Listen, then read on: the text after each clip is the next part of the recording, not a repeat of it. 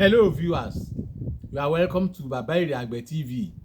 My name is Alagba Rasheed Ademola Adegbola. You are welcome.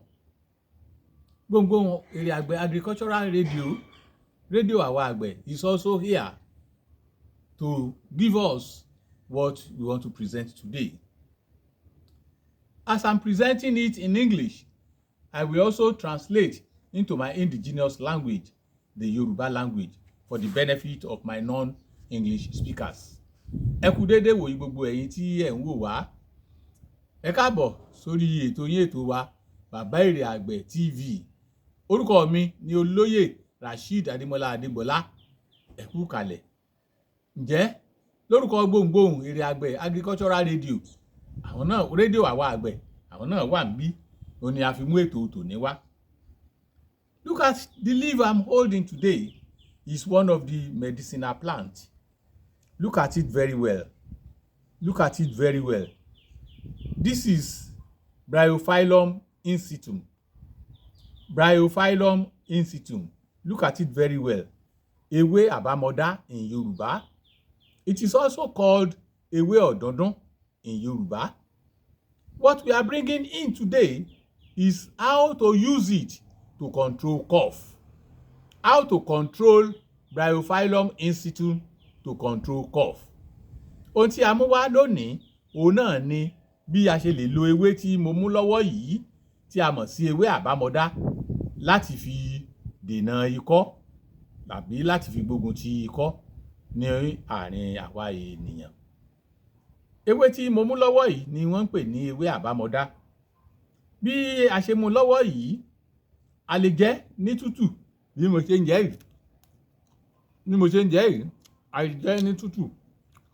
Oníṣẹ́ tí ó ń ṣe lára.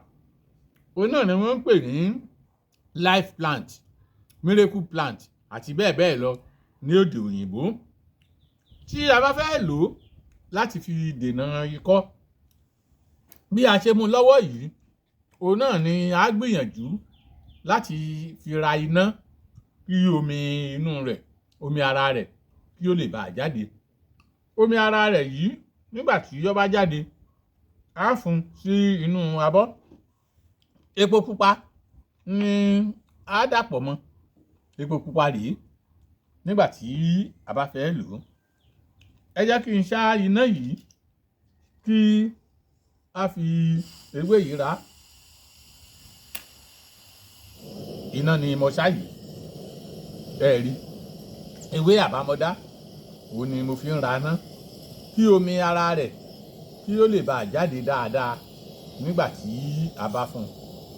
Ewé àbámọdá òun ni mo fi ń ra iná yìí. Ewé àbámọdá Bryophyllum institutum òun ni mo fi ń ra iná yìí kí omi rẹ̀ kí ó lè bá jáde dáadáa. Ewé àbámọdá Bryophyllum institutum. Nígbà tí a fi raná, bí a ṣe fi raná yìí, a pa iná yìí, a wá fún omi rẹ̀ sí inú abọ́. Ewé àbámọdá, omi rẹ̀ ènìyàn jáde sínú abọ́ tí ẹ̀ ń wò yìí. Omi ara ewé àbámọdá òun ni mò ń fún sí inú abọ́ yìí. Omi nígbà tí a fi raná tán, omi ara rẹ̀ òun ni ó ń jáde tí a wá mú epo pupa tí a fi pẹ̀lú rẹ̀. Omi ewé àbámọdá òun ni mo ti fún jáde yìí. What I have done is that this Bryophyllum institutum, I fried it on gas fire and squeezed out the water. It is the water squeezed out like this that we need. Now it is squeezed out as you are seeing it. We will now take small quantity of palm oil. Epo pupa díẹ̀ òun ni a fi kún. Epo pupa òun ni ẹ rí lọ́wọ́ mi yìí. A fi kún omi tí ó ń jáde nínú ewé àbámọdá tí a fún. A rò pọ̀ bí a ṣe rò yìí. A rò pọ̀ bí a ṣe rò yìí. Ẹ rí, òun ni a ti rò pọ̀ yìí. Ntọ́kàn náà ni pé kí a mú omi tí ó bá jáde lára ewé àbámọdá kì í sábà rò pọ̀ mọ́ epo pupa, ṣùgbọ́n àwa ẹni á fi ṣíbí rò pọ̀ tí a wà gbé mu. Mo gbé mu yìí, ẹ rí ewé àbámọdá, omi tó jáde ń bẹ̀ pẹ̀lú epo pupa, òun ni mo mu yìí láti fi gbógun ti ikọ́ ní ara ọmọ ènìyàn. Ẹ rí. What we have brought today is Bryophyllum institutum leaf. Squeezing out the water after frying it, adding palm oil into it so as to control cough. If you have any question related to what we have brought out today, you can call me on 080 340 34381. 080 340 34381.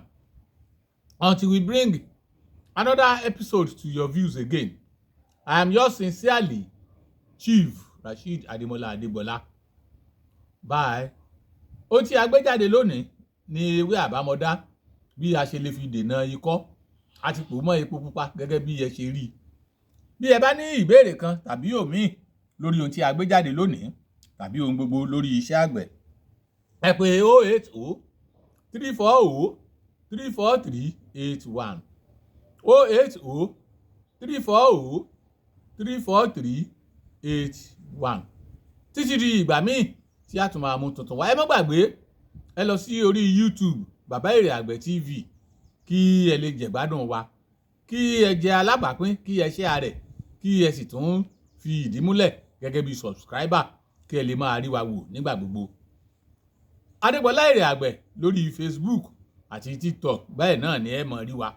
Pàápàá jùlọ Èrè Àgbẹ̀ Agricultural Radio, rédíò àwa àgbẹ̀. Títí dìgbà míì tí a tún máa mú tuntun wá, gbogbo àwa àgbẹ̀ àníroko fẹ́yẹ jẹ o.